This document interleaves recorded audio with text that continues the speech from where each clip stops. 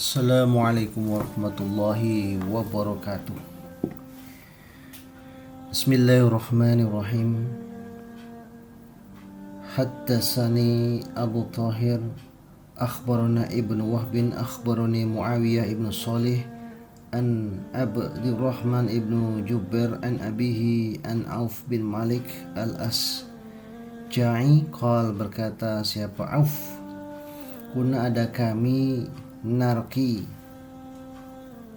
berobat kami, atau ruqyah, ya ruqyah itu artinya berobat suwu pada masa jahiliyah, fil jahiliyah, zaman jahiliyah dulu ya, para sahabat ya berobat ya suwu ya, meruqyah atau ruqyah pada zaman mereka masa jahiliyah.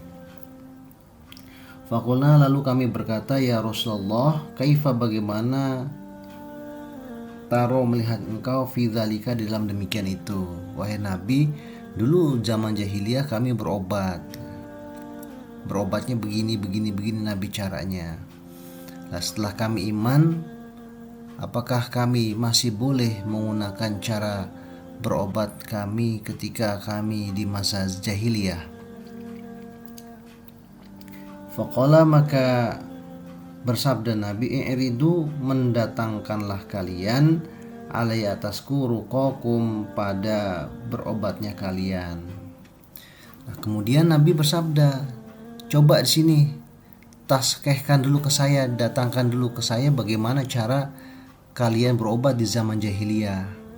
Cara meruqyah atau cara berobat kalian di zaman jahiliyah bagaimana? Coba sini datangkan, perlihatkan kepada saya, kata Nabi begitu. Kemudian Nabi melanjutkan sabdanya, la ba'sa birruqa, tidak bahaya di dalam berobat atau dalam ruqyah, malam yakun, selama tidak ada, fihi, di dalam ruqyah atau dalam berobat, opo syirkun, syirik. Berarti la ba'sa di sini maksudnya ya tidak bahaya, ya tidak apa-apa, boleh melakukan ruqyah yang dulu dilakukan di zaman jahiliyah, di dalam sebelum mereka masuk Islam, boleh melakukan ruqyah, boleh melakukan berobat, asalkan cara berobatnya itu, cara meruqyahnya itu tidak ada unsur syiriknya. Contoh cara meruqyah yang ada unsur syiriknya,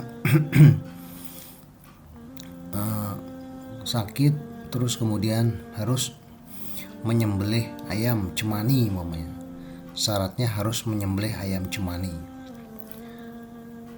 Contoh lagi, berobatnya itu dengan zikirnya ya zikir dalam Al-Quran, tapi zikir itu menjadi kayak seperti mantra-mantra yang tidak dipergunakan seharusnya hanya kepada Allah, tapi tujuannya adalah bukan kepada Allah dan lain sebagainya.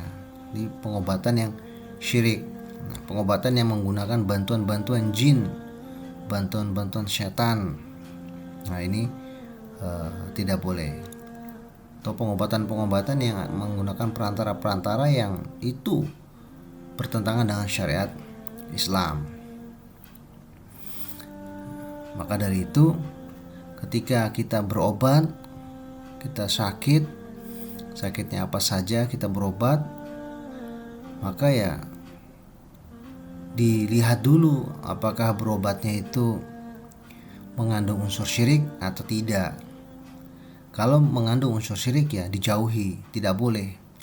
Kalau kita berobat dengan syirik, berarti hukumnya haram, sama saja kita melakukan kesyirikan. Namun kalau berobatnya itu tidak syirik, cara meruqyah, cara ngobatinya itu tidak syirik, maka itu boleh. Alhamdulillah, jazakumullah khairan. Semoga Allah memberikan ilmu yang manfaat dan barakah. Assalamualaikum warahmatullahi wabarakatuh.